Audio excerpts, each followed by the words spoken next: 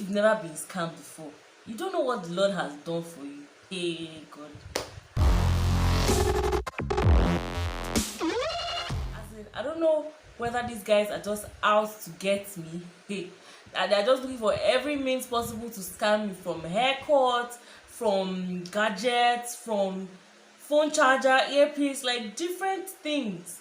And you know that moment when someone scams you and obviously you don't know you're being scammed, maybe when you get home and you now talk to somebody about it and they'll be like, do you know that what you paid for is not what it really is, or do you know the amount you paid for is not what the amount should be? And by that time it's already too late. Let me just give you gist about how I was scammed. There's this guy I met a long time ago, and we lost touch, we lost connection at some point. All of a sudden he resurfaced and he's chatting me up on WhatsApp, and he's like, my name is A. And I'm like, oh wow, it's been a long time, how are you, how have you been? Shall do some catch up, asked me how was work and all of that. Then I told him work hasn't been easy, blah blah blah. He now said, oh, that he's now into business. He sells gadgets. He's into like distribution of phones, iPhones, and other type of gadgets. I'm like, oh wow, that's really creative and interesting. This guy asked me if I was interested. I was like, sure. It shouldn't be a big deal. It shouldn't be something difficult to do. I mean, I'm actually very good with marketing. So I was like, okay, you could actually send some down, because he stays in Lagos. And he was like, he's going to send some of the gadgets down. But before he sends it, I need to send him some money. So he could send it through DHL to me, and I could like receive them and distribute or resell to whoever that's interested. I sent this guy the money, thinking I was sending to Esbo Mad. After sending this guy the money, this guy just blanked out. He just disappeared into thin air. His numbers were unavailable till today. I've not heard from him. I've not seen him anywhere. Like, he scammed me of 9,000 naira. Damn! I was serving as at that time, and you know how money was for people that were serving, or for people that are serving, how money is. We don't usually get so much, but we tried as much as possible to double the money, maybe put it in one business or the other. So I felt like I was doing an investment by buying those things, paying him 9,000 naira so that he could send those things to me. My mistake was I did not make my inquiries about DHL before even sending him money, because I'm sure to send something from Lagos to Abuja shouldn't be up to 9,000 naira. And this is something that I should have paid by myself directly to DHL and not to him, to them. So that was where the whole scamming came from. I was so gullible, and I felt like that was the way. I felt like that was an open check. I mean, I did not see it coming. I did not expect it. I was not looking for someone that would give me business. It just came from nowhere and gave me the business. I was like, let me just hop on it. It turned out to be a disaster. See, guy, wherever you are, if you mistakenly watch this video, just know that I've not forgiven you. Okay, I've forgiven you, Sha, but please, just desist from this callous way, because it's not good. Before you end up behind bars, and it's not me that will put you there. So just be careful, or just stop completely. Then another time again, as I went to one barbing salon to cut my hair, and I went there because I knew someone who had gone there to cut her hair and recommended them, and she had a lot of good things to say about the barbing salon. I was like, okay, let me go and try it out for myself, since that was the first time I was getting my hair cut, and I wanted to go to a very reputable salon. I did not just want to go to any corner shop or roadside. I just wanted to go to somewhere that people know very well, and I went there. After I cut in my hair, I dyed my hair gold, and I dyed my hair gold. I be blonde, which color self? That was after I finished everything, and I asked the barber how much, and it was like 5,000. In my mind, I was like, He said yes, it's 5,000 naira. I was like, okay, maybe it's 5,000 naira because of all the things that were done to the hair. Plus, I did a very big job, so I had like very full hair, and I literally cut everything down to dye the hair. And I was like, okay, maybe 5,000 naira is worth it. And you won't believe that for me to pay, instead of me to go to the reception to go and pay, I now asked this guy how I was going to pay, and he did not now suggest the reception. He said I could pay to his account. Hey! Hey! Hey! Hey! Hey! Hey! Hey! At that point, I did not even think that it was any wrong move. But I was like, okay, nothing is wrong. I mean, people pay to the stylist, then maybe the stylist to transfer to the company or something. So I didn't even think so much about it.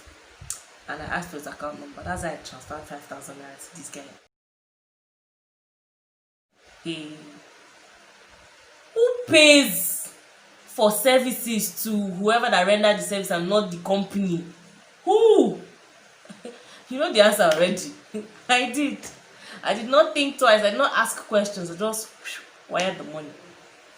And I came back home. I reached out to my homegirl who recommended them. And she was like, 5K for what? This thing on your head. I was like, is it too small? Imagine I was asking her if 5K is too small. Like I had plenty money in my account. She said 5K is too much. That do I know how much she paid for her own hair? That she just paid 3,500. That my hair shouldn't be anything more than 3,500. I was like, are you serious? That means I was just scammed of how much? 1,500. So I had to call them immediately. Like I called the salon immediately, and I was telling them that I don't know, I just cut my hair and I paid 5,000 naira. They're like, to who? I said I transferred the money to the barber. They're like, why would you transfer the money to the barber? They were supposed to transfer it to us. I was like, I did not know it was like an issue. And that's what he told me, that my hair cost 5,000 naira. And they're like, no, that my hair is not supposed to be 5,000 naira. That they saw the hair that I carried out of the salon, that I'm not supposed to pay anything more than 3,500. I was like, wow. So if I did not call, or if I did not ask my friend, that's how I would never have known that I paid more than what I was supposed to pay. And this ended up reimbursing that 1,500. I mean, that's a very good customer service, because if they went on about saying, oh, it's your fault, I don't care, we don't care, you were the one that cost it for yourself, it's none of our business, I will not carry myself and go back there now. Abi? Another time again, this one just happened recently. I went to Banex Plaza. There's this gadget store that I visited like about 2 weeks ago. I went there to get an OTG cable for my phone. Before I even forget, as one of the reasons I have not filmed in a while is because of storage space. I film with my phone, and all my videos, both raw and edited, are on this phone. And the only way I can successfully continue to film is if I have more space. And the only way to do that is to take out those videos. I can't delete those videos. I had to think of an alternative, and I had to buy a hard drive. That's how I'm able to even film this video right now. Without that hard drive, I probably wouldn't have been filming right now because of space. So yes, back to my story. I went there to buy charger for my mom. The same gadgets that I went to buy the OTG cable, I went to buy charger for my mom. And this lady, the attendant there, told me how much the charger was. I did not debate, because it's not the regular charger I would buy for my phone. So I felt like maybe that's the original price. And I was like, okay, let me just call my mom and know what's up. And she said that that's too much. I tried to price them to like maybe 4K. She eventually agreed. Something natural happened at that moment. There were actually two attendants at the gadget store. And one of them took me somewhere, because at that point I actually had something wrong with my slipper. My slipper spoiled, and I needed to get super glue to fix it.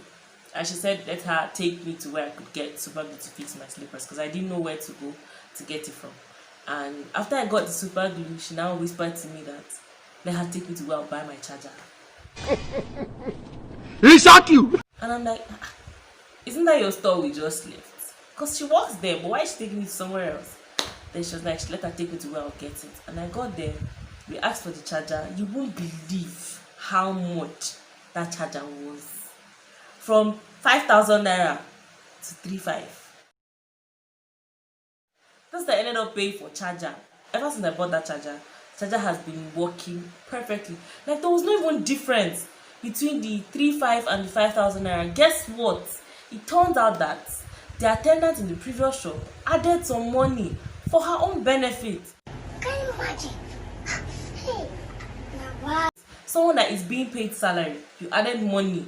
Your boss did not even know about it. He obviously wouldn't even know about it. I mean, he came to the counter at that time when I was about to even pay, and you tried to divert his attention so that he wouldn't even know what's going on.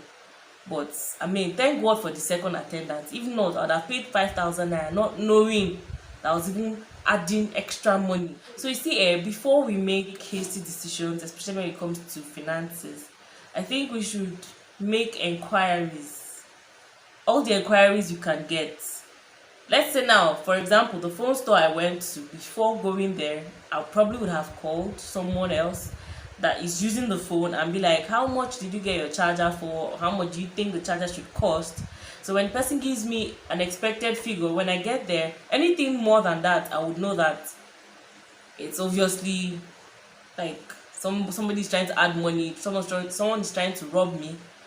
But I did not make those inquiries. The same thing for the barbing salon. I did not ask how much the hair should be. I just got there, they told me 5K, I paid straight up. The guy, the DHL, I did not ask my questions. The moment he told me 9K, I was like, okay, 9K it is. I sent him the money. Next thing, you know what? The guy just blocked me on WhatsApp. I wanted to call him out. In short, I called him out on Instagram, but it did not fly. I tried to call him out on Twitter, it did not fly too. But like I said, if he watches this video, I hope you remember that you scammed me of 9,000 naira. Please return it. Okay, don't return it. Like I said, I've forgiven you, but don't scam people anymore. Be a better human being. Okay guys, so I hope you enjoyed my story and I hope you've learned too. It's not everything you see that you hop on. Hope you enjoyed watching. Please don't forget to like this video and also hit the notification bell if you haven't, so that you get a notification when I post a new video. Please subscribe to my channel, I beg, for more interesting topics and stories. Watch out for my next video, guys. Bye.